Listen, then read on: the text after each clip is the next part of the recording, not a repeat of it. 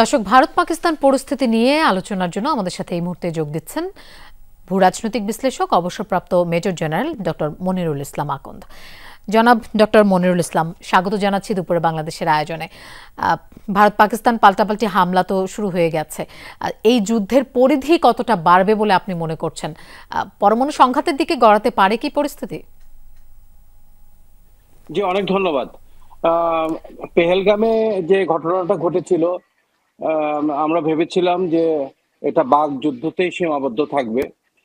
কিছু স্ট্র্যাটেজিক সিদ্ধান্ত দুটা দেশ নিবে, তারপরে হয়তো ডিসকাশনের মাধ্যমে এটা একটা সমাধান হবে। বাট আমরা দুঃখের সাথে দেখছি যে এই আক্রমণ এবং পাল্টা আক্রমণটা কন্টিনিউ করছে।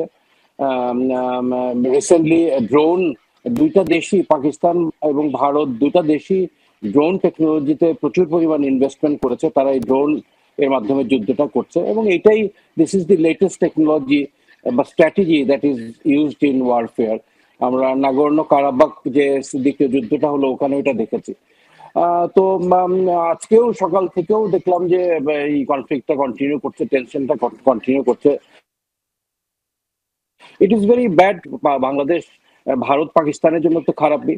যদিও ভারত পাকিস্তানের জনগণ এই ন্যারেটিভের পিছনে তারা ইউনাইটেড হয়ে তারাও চাচ্ছে যে এই যুদ্ধটা চলমান থাকুক, but this will not be good for the people of both the nation, including আমাদের রিজিয়ন। তো এটা আসলে দুইটা দেশের জন্য একটা সম্মানের ব্যাপার, একটা ইগো ওয়ার চলছে। যদিও পাকিস্তান একটা স্টেটমেন্ট দিয়েছিল যে ভারত আক্রমণ বন্ধ করলে তারাও বন্ধ করবে। আমরা আশা করি এর থেকে বেশি এসকেলেশন হবে না, ডি এসকেলেশন হবে। এবং আমার ব্যক্তিগত মতের দিকে যাবে না, বিকজ ভারত পাকিস্তান দুটা দেশই জানে যে এটা কারার has serious implication on the economy, on the social standard life of the nation. আপনি রিজিয়নের কথা বলছিলেন, তো আমি একটু জানতে চাই যে এই মানে পরমাণু শক্তিধর দুটি দেশ, তাদের এই লড়াইয়ে আঞ্চলিক স্থিতিশীলতায় কতটা প্রভাব পড়তে পারে? জি, অবশ্যই এটা আঞ্চলিক স্থিতিশীলতার উপর ইম্প্যাক্ট আসবে। জি, this will have a serious consequence in the neighbourhood and globally. আপনারা দেখেছেন ইউক্রেন ওয়ার এত দূরে, হাজার হাজার মাইল দূরে হওয়া সত্ত্বেও এটার ইম্প্যাক্টটা বাংলাদেশের উপর এসেছে। তো ভারত আমাদের জন্য অত্যন্ত গুরুত্বপূর্ণ, আমাদের অনেক ব্যবসা বাণিজ্য হয় ভারতের সাথে।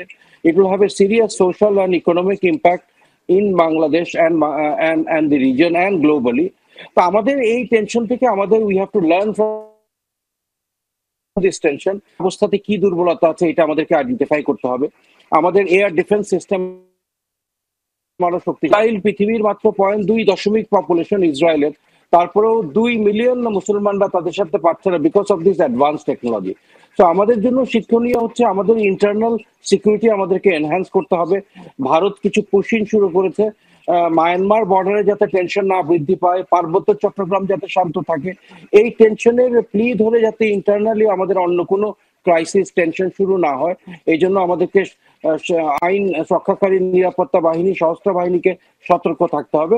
এবং we have to also try to understand আমাদের ডিফেন্স ব্যবস্থার দুর্বলতা কোথায় আছে এবং কিভাবে we can take necessary action to strengthen our defence mechanism, এবং কতটুকু আধুনিকায়ন করা দরকার, এটা আসলে আমাদের এখন একটা চিন্তার বিষয়। সো আমি আশা করি যে আমাদের সিদ্ধান্ত এ ব্যাপারে যথাযথ আলোচনা সাপেক্ষে আমাদের সশস্ত্র বাহিনী কিভাবে আরো আধুনিকায়ন করা যায় মনোনিবেশ করবে। এই প্রত্যাশা আসলে সবার, যুদ্ধটা যেন বন্ধ হয়ে যায় আলোচনা সাপেক্ষে। ধন্যবাদ জনাব ডক্টর মনিরুল ইসলাম আমাদেরকে সময় দেওয়ার জন্য।